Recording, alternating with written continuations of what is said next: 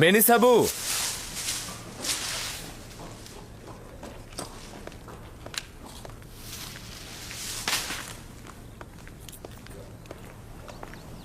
হাজির জনাব, বলুন কি করতে হবে। কি খবর বলো তো? পরিভ্রমণ তোমাদের খোশ মেজাজে ছিল? ছিল, তবে পুরোটা না। যতক্ষণ বানু জুলেখা হাসছিল, কথা বলছিল, ততক্ষণ মন্দ ছিল না।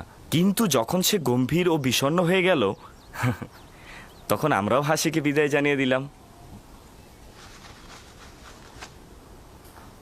রুদামনের সঙ্গে বাজারে যাবে, এই মুক্তাটাকে বিক্রয় করবে, আর খেদমতগার ও গোলামদের জন্য তোষক ও কম্বল কিনে আনবে। এটি বানু জুলেখা আপনাকে দিয়েছে না?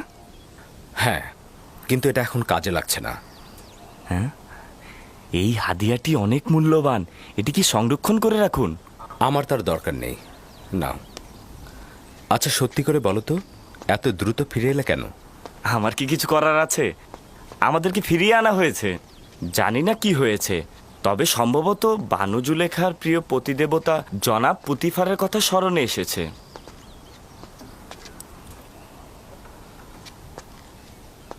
পরিস্থিতির দিকে দৃষ্টি রেখো, বিশেষত কারিম আমার দিকে নজর রাখবে। কোনো খবর থাকলে বলবে।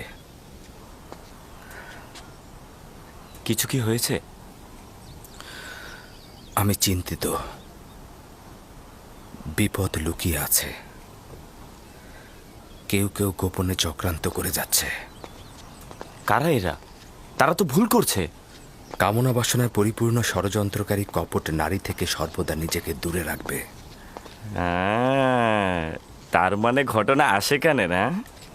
যে কেউ ইউজারসিফের প্রেমে মশগুল হতে পারে, আমি তাকে দোষ দেব না। দোষ তো আপনার।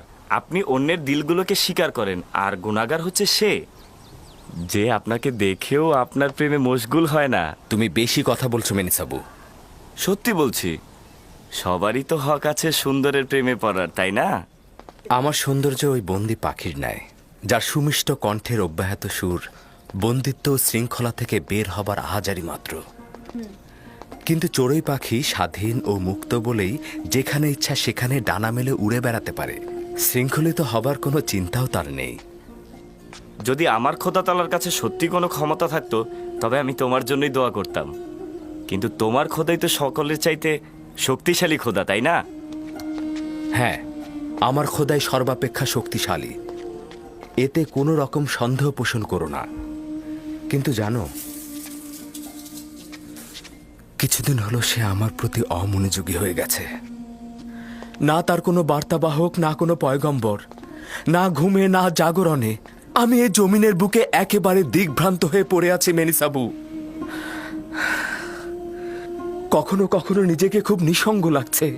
ইনসানের বিপদে সূত্র প্রয়োজন, যেটা সে আঁকড়ে ধরবে, তার প্রতি মুখাপেক্ষী হয়ে মাথা অবনত করবে।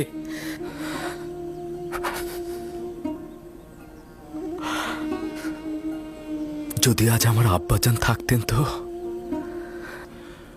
ষড়যন্ত্রকারীদের বিরুদ্ধে লড়াইয়ের পথ তার খুব ভালো জানা।